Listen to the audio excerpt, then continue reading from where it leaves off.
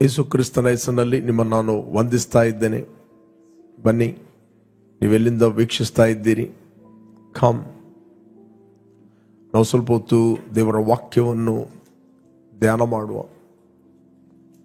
ದೇವರ ವಾಕ್ಯ ನಮ್ಮ ಆತ್ಮಿಕ ಮನೋನೇತ್ರಗಳನ್ನು ಬೆಳಗಿಸ್ತದೆ. ದೇವರ ವಾಕ್ಯ ನಮ್ಮಲ್ಲಿ ನಮ್ಮ ಆತ್ಮಿಕ ಕಿವಿಗಳನ್ನು ಅದು ಶಾರ್ಪ್ ಮಾಡ್ತದೆ. ದೇವರ ವಾಕ್ಯದಲ್ಲಿ ದ ಕ್ರಿಯೇಟಿವ್ ಪವರ್ ಇದೆ. ಅದು ಇಲ್ಲದನ್ನು ಇರುವ ಹಾಗೆ ಸೃಷ್ಟಿ ಮಾಡುತ್ತದೆ. When we speak God's word, ನಾವು ಯಾವಾಗ ಅದು ದೇವರ ವಾಕ್ಯವನ್ನು ಬೈ ಫೇತ್ ಅಲ್ಲಿ ನಾವು ಮಾತಾಡುತ್ತೇವೆ, ಅದು ರೇಮವಾಗಿರುತ್ತದೆ. ರೇಮ ಅಂತ ಹೇಳಿದ್ರೆ ನಿಮಗೆ ಪ್ರಕಟವಾದುದನ್ನು ಮಾತಾಡುವಂಥದ್ದು. The revelation word of God, the word of now. Praise God. Rhema. ಅದರಿಂದ ನಾನು ನಿಮಗೆ ಎನ್ಕರೇಜ್ ಮಾಡುತ್ತೇನೆ, ಕಮ್, ನೀವು ದೇವರ ವಾಕ್ಯವನ್ನು ಎವ್ರಿ ಡೇ ಮೆಡಿಟೇಟ್ ಮಾಡ್ತಾ ಇದ್ದೀರಿ, ಧ್ಯಾನ ಮಾಡ್ತಾ ಇದ್ದೀರಿ, ಎವ್ರಿ ಡೇ ನೀವು ಕೇಳ್ತಾ ಇದ್ದೀರಿ.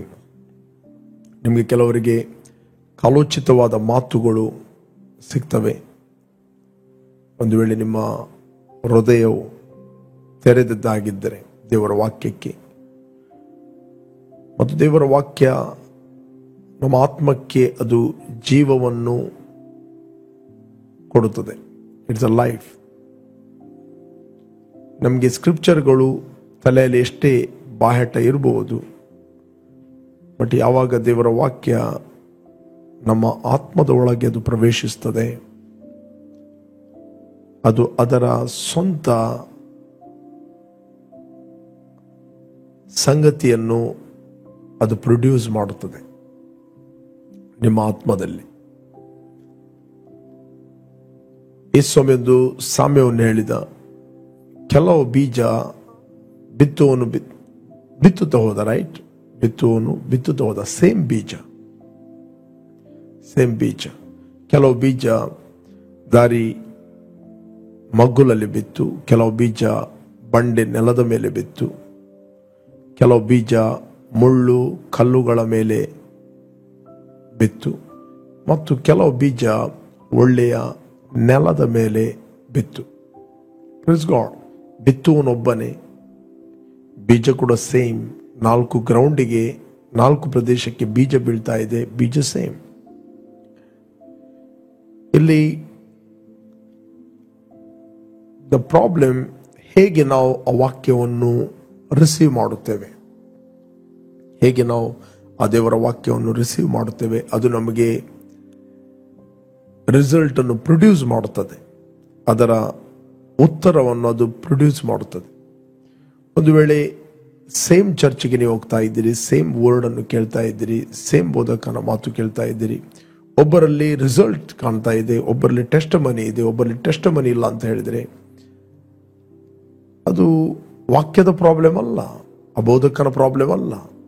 ಬೋಧಕನ ಪ್ರಾಬ್ಲಮ್ ಆಗಿದ್ದರೆ 2 ವ್ಯಕ್ತಿಗಳಲ್ಲಿ ರಿಸಲ್ಟ್ ಪ್ರೊಡ್ಯೂಸ್ ಮಾಡಬಾರದು.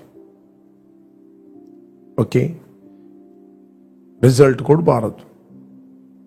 ಬಟ್ ಒಂದಿನ ಒಬ್ಬ ಧರ್ಮೋಪದೇಶಕ ಯೇಸು ಹತ್ರ ಕೇಳ್ತಾನೆ, ಯೇಸುವನ್ನು ಪರೀಕ್ಷೆ ಮಾಡಬೇಕೆಂದು, ರೈಟ್? ನಾವು ನೋಡ್ತೇವೆ 10ನೇ 25ನೇ ವಚನ ಲೂಕನು ಬರೆದ ಸುವಾರ್ತೆಯಲ್ಲಿ, ಲೂಕ್ ಚಾಪ್ಟರ್ 10:25. ಓಕೆ, ಆಗ ಒಬ್ಬ ಧರ್ಮೋಪದೇಶಕನು ಎದ್ದು ಆತನನ್ನು ಪರೀಕ್ಷಿಸುವುದಕ್ಕಾಗಿ, ಬೋಧಕನೇ, ನಾನು ನಿತ್ಯ ಜೀವಕ್ಕೆ ಬಾಧ್ಯನಾಗುವಂತೆ ಏನು ಮಾಡಬೇಕೆಂದು ಕೇಳಲು. ಅವನು ಕೇಳ್ತಾನೆ, ನಾನು ಏನು ಮಾಡಬೇಕು? ದ ಪ್ರಶ್ನೆ. ಓಕೆ, ನಾನು ನಿತ್ಯ ಜೀವಕ್ಕೆ ಬಾಧ್ಯನಾಗುವಂತೆ ಏನು ಮಾಡಬೇಕು ಎಂದು ಕೇಳಲು. ಅದನ್ನು ಕೇಳ್ತಾನೆ, ಏನು ಮಾಡಬೇಕು? ಯೇಸು ಅವನಿಗೆ ಆನ್ಸರ್ ಕೊಡ್ತಾನೆ. ಆತನು ಅವನಿಗೆ, ಶಾಸ್ತ್ರದಲ್ಲಿ ಏನು ಬರೆದಿದೆ, ಹೇಗೆ ಓದಿದಿ ಎಂದು ಹೇಳಿದನು. He said to him, what is written in the law and what is your reading of it? What is your reading of it.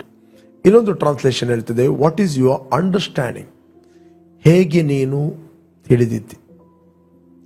Okay, the important, ದೇವರ ವಾಕ್ಯ ನಿಮ್ಮಲ್ಲಿ ರಿಸಲ್ಟ್ ಕೊಡುವುದಿಲ್ಲ, ನಿಮ್ಮ ಫಲಿತಾಂಶ ಕೊಡುವುದಿಲ್ಲ ಅಂತ ಹೇಳಿದರೆ, ದಿ ಇಂಪಾರ್ಟೆಂಟ್ ನೀನು ಅದನ್ನು ಹೇಗೆ ಓದಿದ್ದಿ.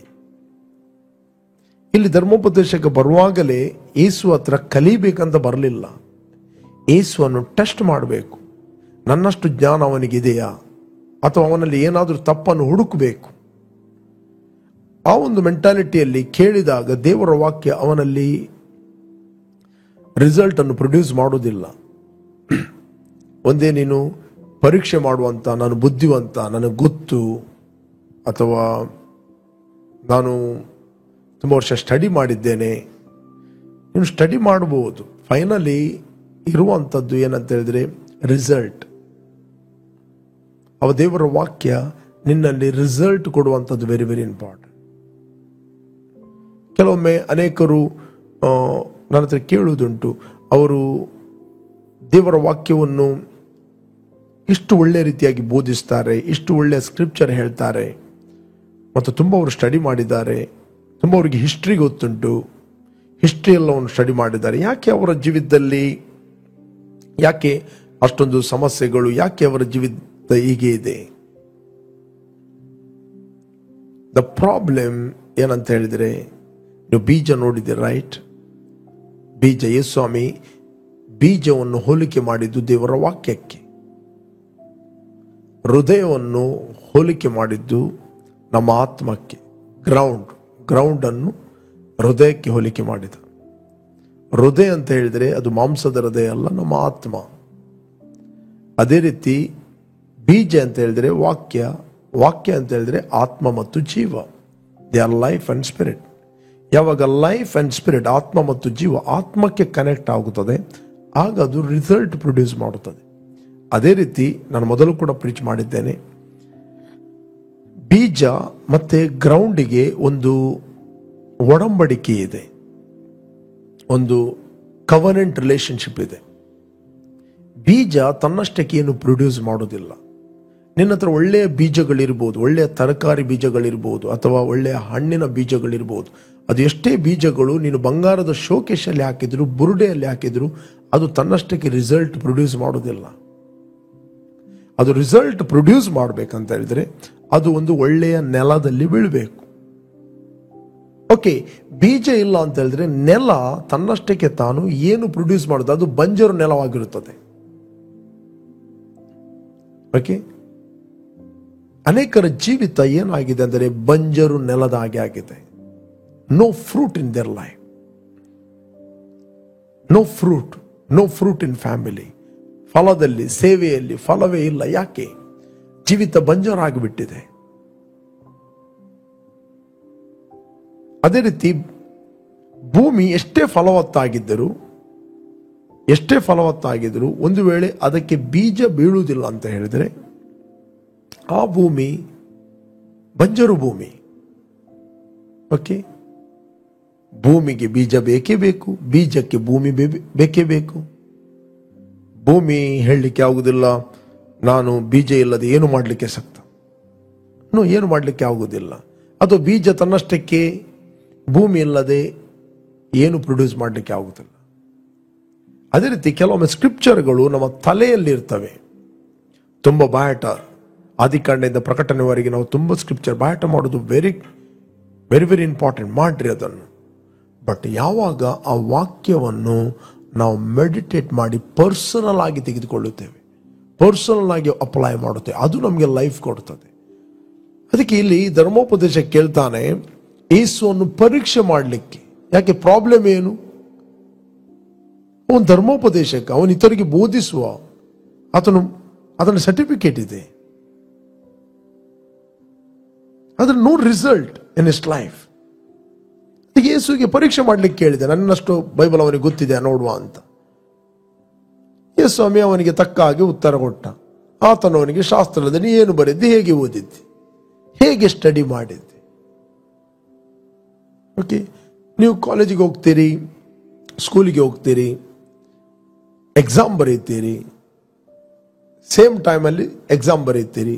ಒಬ್ಬನಿಗೆ 100% ರಿಸಲ್ಟ್ ಬರ್ತದೆ, ಒಬ್ಬನಿಗೆ 80% ರಿಸಲ್ಟ್ ಬರ್ತದೆ, ಒಬ್ಬನಿಗೆ ಫೇಲ್ ಆಗ್ತಾನೆ. ಅದರ ಅರ್ಥ ಯಾಕೆ ಫೇಲ್ ಆಗ್ತಾನೆ? ಅಲ್ಲ, ನಾನು ತುಂಬಾ 10 ಪೇಜ್ ಬರೆದಿದ್ದೇನೆ, ಹೇಗೆ ಫೇಲ್ ಆದ ನನಗೆ ಗೊತ್ತಿಲ್ಲ. ನೋ, ನೀನು ಎಷ್ಟು ಬರೆದಿದ್ದೀಯಲ್ಲ, ಹೇಗೆ ಬರೆದಿದ್ದಿ, ಅದು ನಿಮಗೆ ರಿಸಲ್ಟ್ ಕೊಡ್ತದೆ. ರೈಟ್? ನೀನು ಎಷ್ಟು ಬೈಬಲ್ ಓದಿದಿ ಮುಖ್ಯ ಅಲ್ಲ, ಹೇಗೆ ಓದಿದ್ದಿ. ನೀನು ಎಷ್ಟು ಇತರರಿಗೆ ಹೆಲ್ಪ್ ಮಾಡ್ತಾ ಇದ್ದಿ, ಅದು ಮುಖ್ಯ ಅಲ್ಲ, ಹೇಗೆ ಮಾಡ್ತಾ ಇದ್ದಿ. ದ ವೆರಿ ಇಂಪಾರ್ಟೆಂಟ್, ನಾವು ಹೇಗೆ ಸತ್ಯವೇದವನ್ನು ಓದ್ತೇವೆ, ಹೇಗೆ ನಮ್ಮ ಜೀವಿತದಲ್ಲಿ ನಾವು ಓದಿ ಅಪ್ಲೈ ಮಾಡ್ತೇವೆ.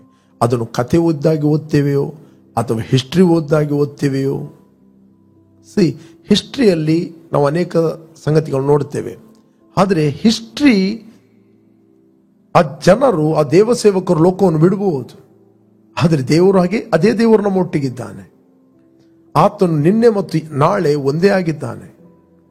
ಜನಾಂಗಗಳು ಪಾಸ್ ಆಗಬಹುದು, ಆದರೆ ದೇವರು ಬದಲಾಗಲಿಲ್ಲ. God is yesterday, today, tomorrow is same. ಅನೇಕ ಜನರೇಷನ್ ಪಾಸ್ ಆಗಬಹುದು, ದೇವರು ಪಾಸ್ ಆಗಲಿಲ್ಲ. ಯಾವ ವಾಕ್ಯ ಅವರಿಗಿತ್ತೋ ಅದೇ ವಾಕ್ಯ ಇವತ್ತು ನಮಗೆ. ನಮಗೊಂದು ವಾಕ್ಯ, ಅವರಿಗೊಂದು ವಾಕ್ಯ ಅಲ್ಲ. ಯಾವ ವಾಕ್ಯವನ್ನು ನಾವು ಓದ್ತಾ ಇದ್ದೇವೋ ಅದೇ ವಾಕ್ಯವನ್ನು ಅವರು ಓದ್ತಾ ಇದ್ದರು. ವಾಕ್ಯ ಬದಲಾಗಲಿಲ್ಲ, ದೇವರು ಬದಲಾಗಲಿಲ್ಲ, ಆತನ ಪ್ರೀತಿ ಬದಲಾಗಲಿಲ್ಲ. ಜನರೇಷನ್ ಬದಲಾಗಿರ್ಬೋದು, ಅವರು ದೇವರ ವಾಕ್ಯವನ್ನು ಅಪ್ಲೈ ಮಾಡುವ ರೀತಿ ಬದಲಾಗಿರ್ಬೋದು. ಅದಕ್ಕೋಸ್ಕರ ರಿಸಲ್ಟ್ ಪ್ರೊಡ್ಯೂಸ್ ಮಾಡೋದಿಲ್ಲ. ಅದಕ್ಕೋಸ್ಕರ ಅನೇಕರು ಹೇಳ್ತಾರೆ, ಆ ದಿವಸದಲ್ಲಿ ಸ್ವಸ್ಥತೆಗಳಾಗ್ತಿದ್ದವು, ಅಪೋಸ್ತಲ ಕೃತ್ಯದಲ್ಲಿ ಆದದ್ದು ಕಾರ್ಯಗಳು ಈಗ ಎಲ್ಲಿದೆ ಸ್ವಾಮಿ? ಈಗ ಅದೇ ದೇವರು, ಅದೇ ಪವಿತ್ರಾತ್ಮ, ಅದೇ ಸ್ವಾಮಿ, ಆತನು ಬದಲಾಗಲಿಲ್ಲ. ಹಳೆ ಒಡಂಬಡಿಕೆಯಲ್ಲಿದ್ದ ಅದೇ ದೇವರು ಹೊಸ ಒಡಂಬಡಿಕೆಯಲ್ಲಿ ಕ್ರಿಸ್ತನಲ್ಲಿ ಆತನು ನಮ್ಮ ತಂದೆ ಆಗಿದ್ದಾನೆ. We have a relationship, but principle is same. ದೇವರ ವಾಕ್ಯವನ್ನು ಅಪ್ಲೈ ಮಾಡುವಂತ ಪ್ರಿನ್ಸಿಪಲ್ ಸೇಮ್.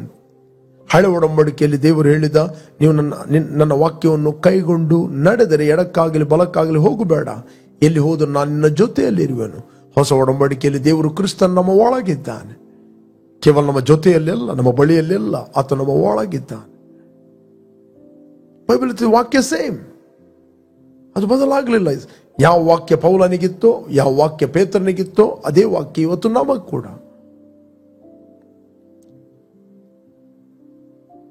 ಹಿಬ್ರೂಸ್ 4 ಚಾಪ್ಟರ್ 1 ವರ್ಸ್ ಅಲ್ಲಿ ಓದ್ಲಿಕ್ಕೆ ಹೋದ್ರೆ ನಮಗೆ ಸಿಗ್ತದೆ. ಹಿಬ್ರೂಸ್ 4 ಚಾಪ್ಟರ್ 1 ವರ್ಸ್, ಹೀಗಿರಲಾಗಿ ದೇವರ ವಿಶ್ರಾಂತಿಯಲ್ಲಿ ಸೇರಬಹುದೆಂಬ ವಾಗ್ದಾನವು ಇನ್ನೂ ಇರುವಲ್ಲಿ ನಿಮ್ಮೊಳಗೆ ಯಾವನಾದರೂ ಆ ವಾಗ್ದಾನದ ಫಲವನ್ನು ಹೊಂದದೆ ತಪ್ಪುವನಾದನೋ ಎಂದು ನಾವು ಭಯಪಡೋಣ.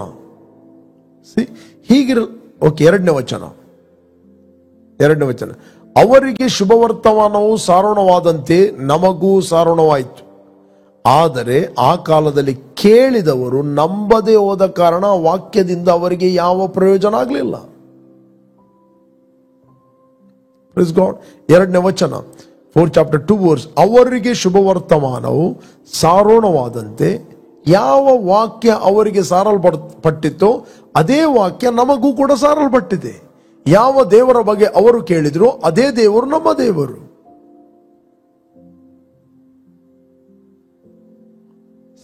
ಆದರೆ ಆ ಕಾಲದಲ್ಲಿ ಕೇಳಿದವರು ನಂಬದೇ ಹೋದ ಕಾರಣ ಆ ವಾಕ್ಯದಿಂದ ಅವರಿಗೆ ಯಾವ ಪ್ರಯೋಜನವಾಗಲಿಲ್ಲ.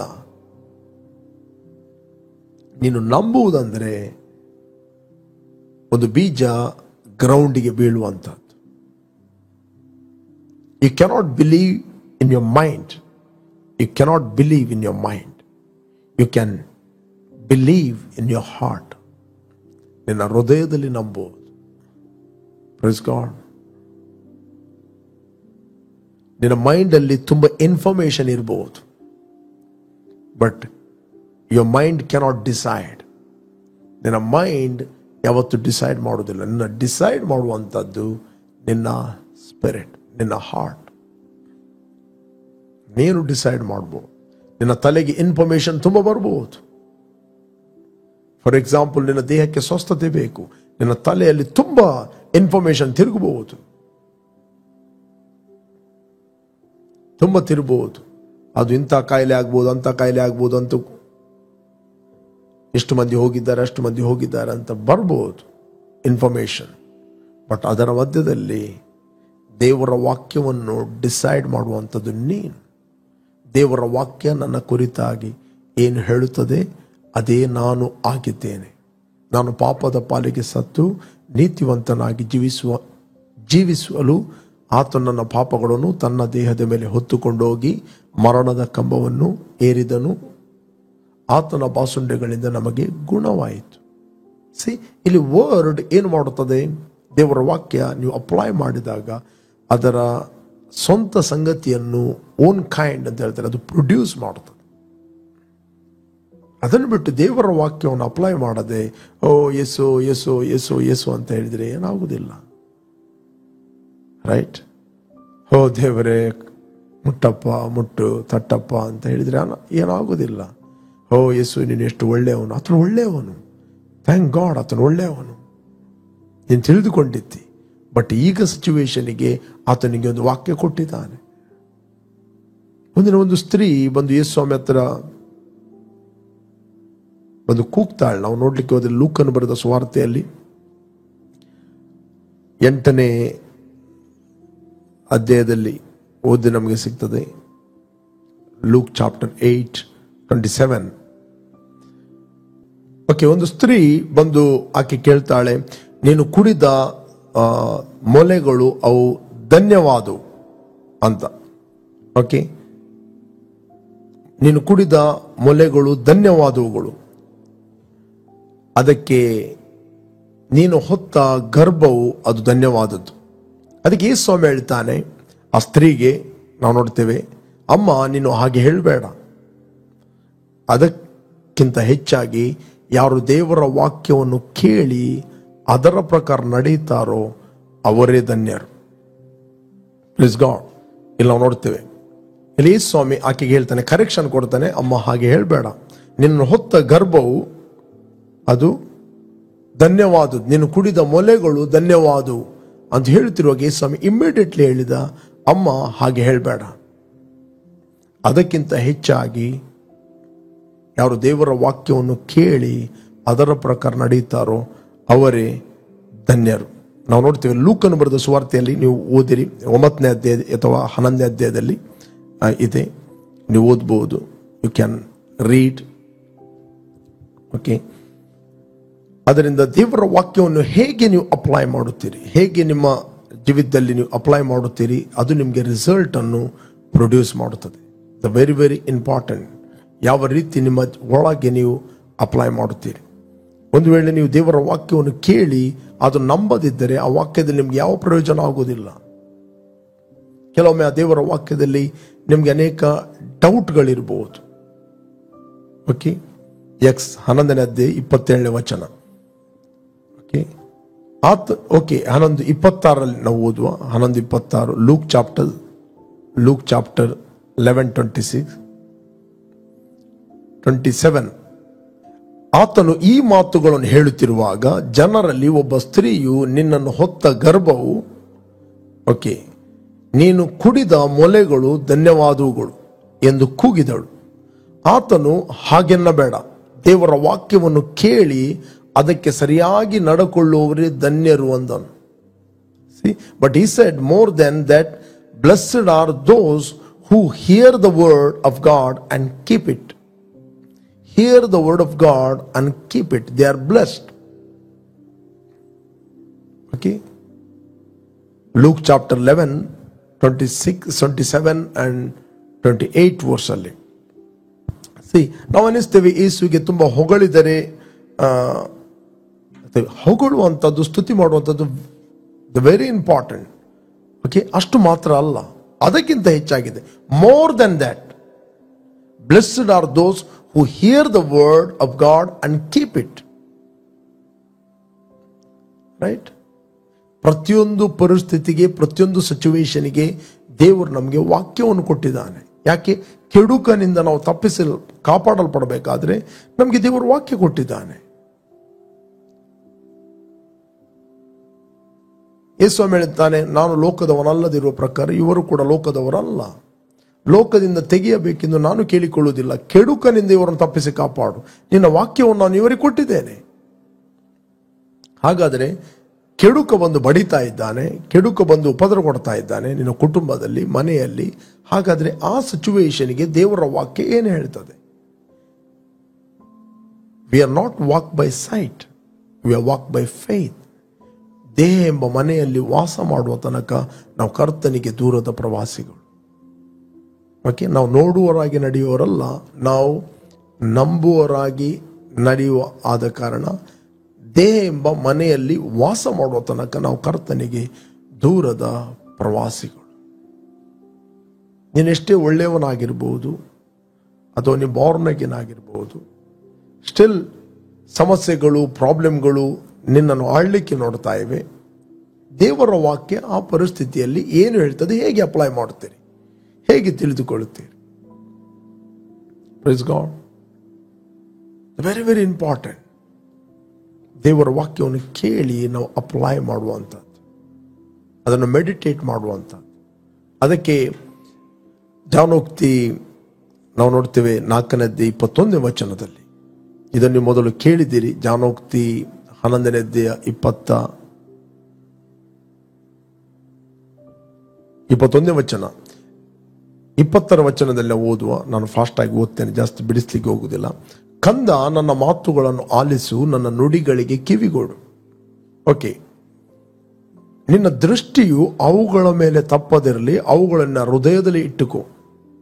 ಫಸ್ಟ್ ಹೇಳ್ತದೆ, ಕಂದ ನನ್ನ ಮಾತುಗಳನ್ನು ಆಲಿಸು, ಸ್ಟೆಪ್ ಬೈ ಸ್ಟೆಪ್. ನನ್ನ ನುಡಿಗಳಿಗೆ ಕಿವಿಗೊಡು, ಅವುಗಳ ಮೇಲೆ ನಿನ್ನ ದೃಷ್ಟಿಯು ತಪ್ಪದಿರಲಿ.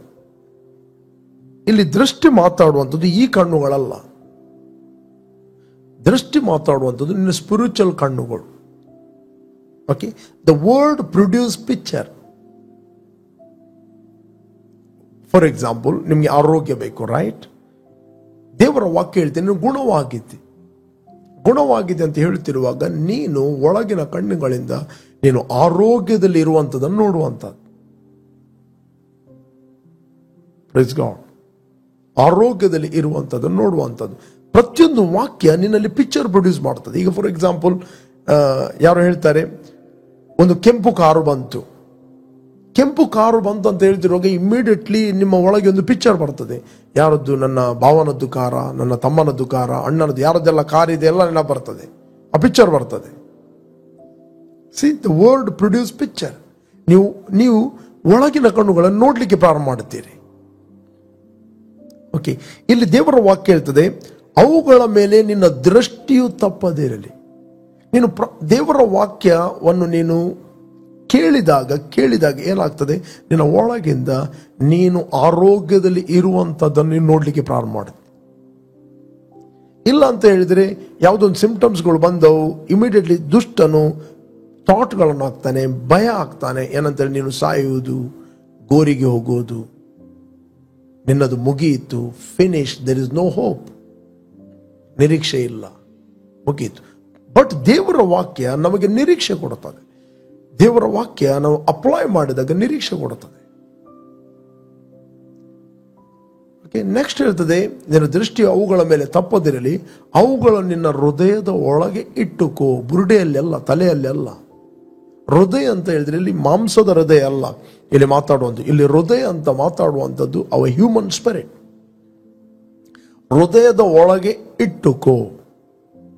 ಓಕೆ, ನೆಕ್ಸ್ಟ್ ಬೈಬಲ್ ಹೇಳ್ತದೆ 22ನೇ ವಚನ, ಅವುಗಳನ್ನು ಹೊಂದುವವರಿಗೆ ಅವು ಜೀವವು, ದೇಹಕ್ಕೆಲ್ಲ ಅವೇ ಆರೋಗ್ಯವು. ಎಲ್ಲರಿಗೆಲ್ಲ. ಯಾರು ಹೇಳುದು ಎಲ್ಲರಿಗೆ ಅಂತ?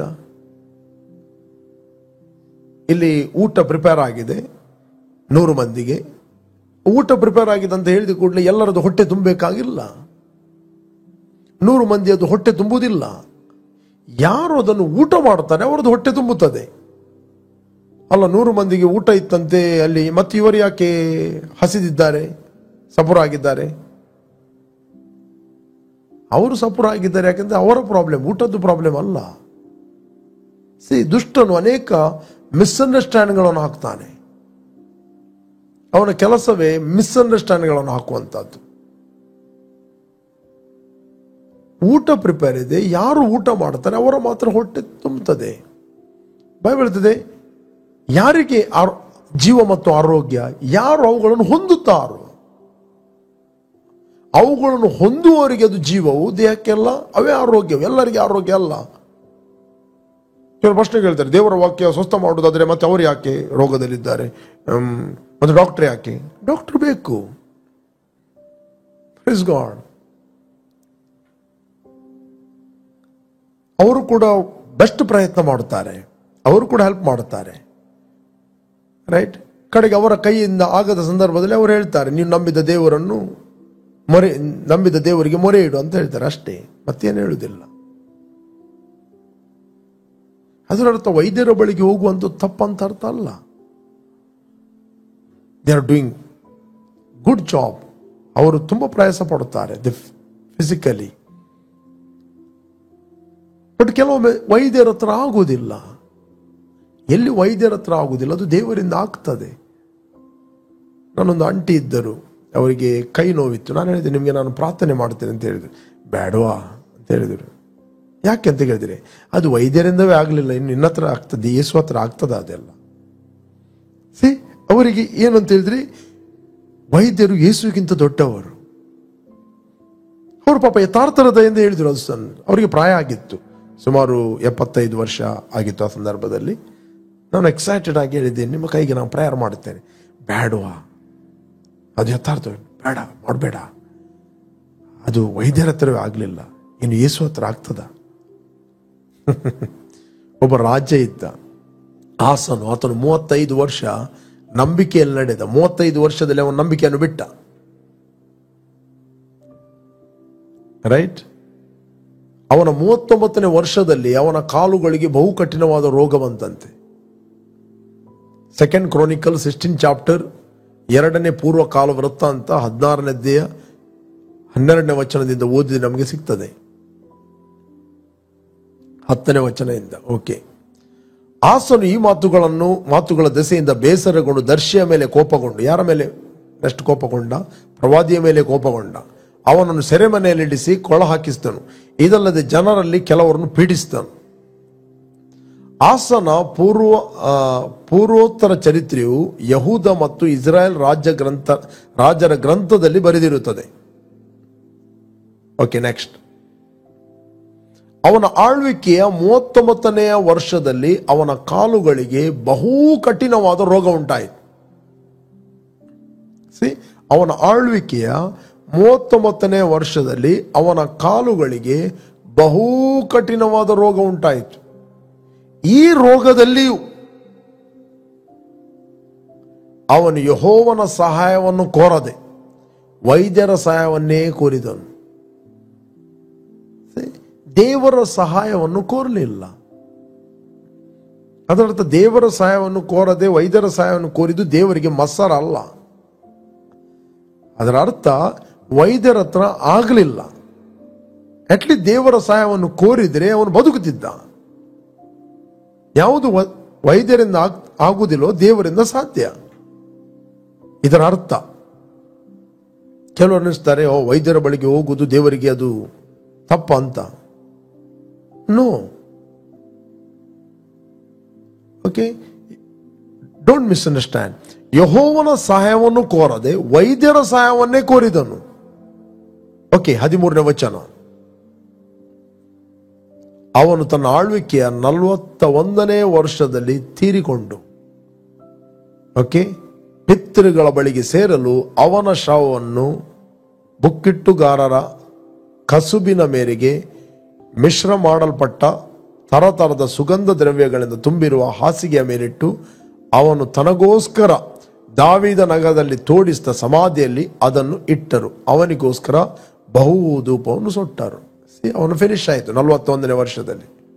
35ನೇ ವರ್ಷದಿಂದ 41 ಅಂದ್ರೆ 6 years ಆತನು ದೇವರನ್ನು ಬಿಟ್ಟ. ಆದರೆ ಅವನೆಲ್ಲಿ ಹೋದ? ಅವನು ಎಕ್ಸಾಕ್ಟ್ಲಿ ಅಡ್ರೆಸ್ ತೋರಿಸ್ತದೆ. ಅವನು ಪಿತೃಗಳ ಬಳಿಗೆ ಹೋದ. ಅವನ ಶವವನ್ನು ಎಲ್ಲಿಟ್ಟರು? ಅವನೇ ಸಮಾಧಿಯನ್ನು ಪ್ರಿಪೇರ್ ಮಾಡಿದ ದಾವೀದ ನಗರದಲ್ಲಿ ಇಟ್ಟರು. ಅದು ಯಾವಾಗಲೂ ನಮ್ಗೆ ಗೊತ್ತಿರಬೇಕು, ಶರೀರ ನಾವಲ್ಲ. ಅವನು ಪಿತೃಗಳ ಬಳಿಗೆ ಹೋದ. ಓಕೆ, ಒಬ್ಬನು ದೇಹವನ್ನು ಬಿಟ್ಟ ಕೂಡಲೇ ಎಲ್ಲಿ ಹೋಗ್ತಾನಂತ ದೇವರು ಅಡ್ರೆಸ್ ಕೂಡ ತೋರಿಸ್ತಾನೆ. ಓಕೆ, ಕ್ರಿಸ್ತನಲ್ಲಿ ಇದ್ದು ಇವತ್ತು ಹೊಸ ಒಡಂಬಡಿಕೆಯಲ್ಲಿ ಇದ್ದರೆ, ಆತನ ಹಳೆ ಒಡಂಬಡಿಕೆಯಲ್ಲಿ ಆತನು ಜೀವಿಸ್ತಾ ಇದ್ದ. ಹಳೆ ಒಡಂಬಡಿಕೆಯಲ್ಲಿ ಎಲ್ಲರೂ ನಾವು ನೋಡ್ತೇವೆ, ಅವರು ಪಾತಾಳಕ್ಕೆ ಹೋಗ್ತಾ ಇದ್ದರು. ಪಾತಾಳದಲ್ಲಿ 2 ಸ್ಥಳಗಳಿದ್ದು, ಒಂದು ವಿಶ್ರಾಂತಿ ಸ್ಥಳ, ಮತ್ತೊಂದು ಯಾತನೆಯ ಸ್ಥಳ. ಅಲ್ಲಿ ಅಬ್ರಾಹ್ಮನು ಮತ್ತೆ ಶ್ರೀಮಂತ ವ್ಯಕ್ತಿಯು ಒಬ್ಬರಿಗೊಬ್ಬರು ಮಾತಾಡ್ತಿದ್ದರು. ನಾವು ಹೊಸ ಒಡಂಬಡಿಕೆಯಲ್ಲಿ ನೋಡ್ಲಿಕ್ಕೆ ಹೋದ್ರೆ ನಮಗೆ ಸಿಗ್ತದೆ.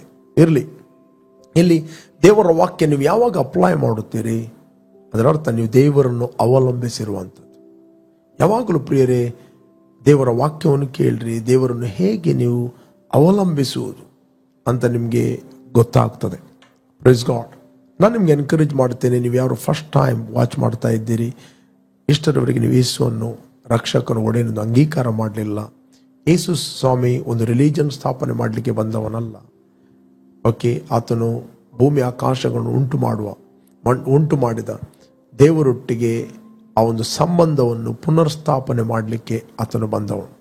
Press god. ಯಾರು ಆತನು ಅಂಗೀಕಾರ ಮಾಡಿದರು ಅವರಿಗೆ ದೇವರ ಮಕ್ಕಳಾಗುವ ಅಧಿಕಾರ ಕೊಟ್ಟನು. ಇವರು ಕಾಮದಿಂದಾಗಲಿ, ಪುರುಷ ಸಂಪರ್ಕದಿಂದಾಗಲಿ, ರಕ್ತ ಸಂಬಂಧದಿಂದಾಗಲಿ, ಶರೀರ ಸಂಬಂಧದಿಂದಾಗಲಿ ಇವರು ಹುಟ್ಟಿದವರಲ್ಲ, ಇವರು ಆತ್ಮ ಸಂಬಂಧವಾಗಿ ದೇವರಿಂದ ಹುಟ್ಟಿದವರು. Praise God. ನಾವು ದೇವರಿಂದ ಹುಟ್ಟುತ್ತೇವೆ. We are born of God. Okay, I will lead you in prayer. ನಾನು ನಿಮಗೋಸ್ಕರ ಪ್ರಾರ್ಥನೆಯಲ್ಲಿ ಲೀಡ್ ಮಾಡ್ತೇನೆ. ಜಸ್ಟ್ ನನ್ನೊಟ್ಟಿಗೆ ಅಗ್ರಿಯಾಗಿರಿ. ಭೂಮಿ ಆಕಾಶಗಳನ್ನು ಉಂಟು ಮಾಡಿದ ಸರ್ವಶಕ್ತನಾದ ನನ್ನ ತಂದೆ, ಯೇಸುವಿನ ನಾಮದಲ್ಲಿ ನಾವು ನಿನ್ನ ಸನ್ನಿಧಿಯಲ್ಲಿ ಇದ್ದೇವೆ. ಯೇಸುವೆ, ನೀನು ಸುರಿಸಿದ ರಕ್ತದ ಮೂಲಕ ನಮ್ಮ ಅಪರಾಧಗಳು ಪರಿಹಾರವಾಗಿ ನಮಗೆ ಬಿಡುಗಡೆ ಆಯಿತು. ನೀನು ವಾಗ್ದಾನ ಮಾಡಿದ ಪವಿತ್ರಾತ್ಮ ವರವನ್ನು ನಂಬಿಕೆಯ ಮೂಲಕ ನಾವು ಹೊಂದಿದ್ದೇವೆ. Thank you Lord, thank you father. ತಂದೆ, ಯಾರು ವೀಕ್ಷಿಸ್ತಾ ಇದ್ದರು ಇವರು ದೇವರ ವಾಕ್ಯವನ್ನು ಚೆನ್ನಾಗಿ ಗ್ರಹಿಸಲಿ, ಆ ವಾಕ್ಯ ಅವರ ಹೃದಯದಲ್ಲಿ ನೆಲೆಗೊಳ್ಳಲಿ, ಮತ್ತು ಆ ವಾಕ್ಯ ಏನು ಮಾತಾಡುತ್ತದೆ ಅದರೆಲ್ಲ ಫಲವನ್ನು ಅವರು ಅನುಭವಿಸಲಿ ಎಂದು ಪ್ರಾರ್ಥಿಸ್ತಾ ಇದ್ದೇನೆ.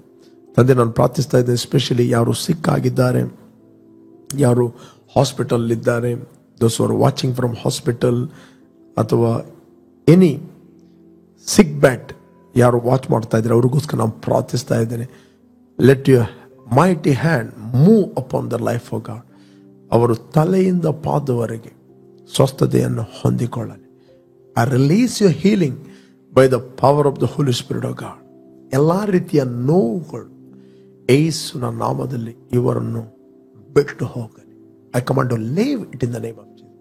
You are free by the power of the Holy Spirit. ಇವರ ಬೋನ್ಗಳು ರೆಸ್ಟೋರ್ ಆಗಲಿ. Neck pain, I command to leave it in the name of Jesus. Get out in the name of Jesus. I thank you, Lord, for the healing of God. Thank you. ಕುಟುಂಬದಲ್ಲಿ ದೈವಿಕವಾದ ಸಮಾಧಾನ ಉಂಟಾಗಲಿ. In Jesus' name, amen, amen.